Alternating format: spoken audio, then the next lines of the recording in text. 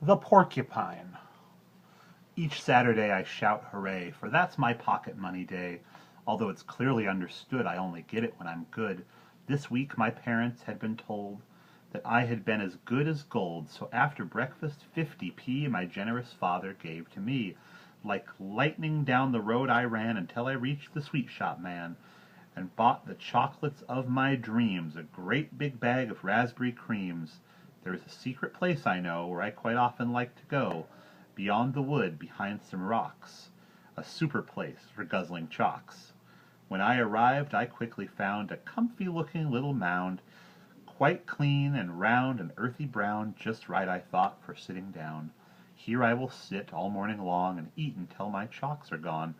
I sat, I screamed, I jumped a foot. Would you believe that I had put that tender little rump of mine upon a giant porcupine? My backside seemed to catch on fire, 100 red-hot bits of wire, 100 prickles sticking in and puncturing my precious skin. I ran for home, I shouted, "Mum, behold the pricklers in my bum!" My mum, who always keeps her head bent down to look, and then she said, "I personally am not about to try to pull those pricklers out. I think a job like this requires the services of Mr. Myers." "Not the dentist, no! Oh, Mum, why don't you have a go?" I begged her twice, I begged her thrice, but grown-ups never take advice. She said, "A dentist's very strong. He pulls things out the whole day long," and drove me quickly into town. And then they turned me upside down upon the awful dentist's chair, while two strong nurses held me there. Enter the dreaded Mr. Myers, waving a massive pair of pliers. "A new experience for me. Quite honestly, I can't pretend I've ever pulled things from this end."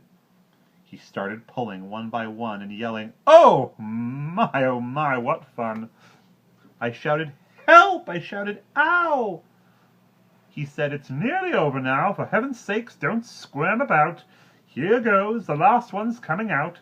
The dentist pulled, and out it came. And then I heard the man exclaim, "Now let us now talk about the fees. That will be 50 guineas, please."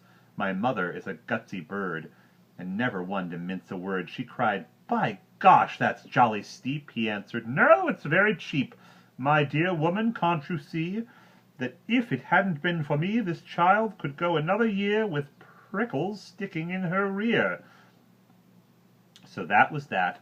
Oh, what a day, and what a fuss. But by the way, I think I know why porcupines surround themselves with prickly spines. It is to stop some silly clown from squashing them by sitting down. Don't copy me, don't be a twit. Be sure to look before you sit. And that's the end.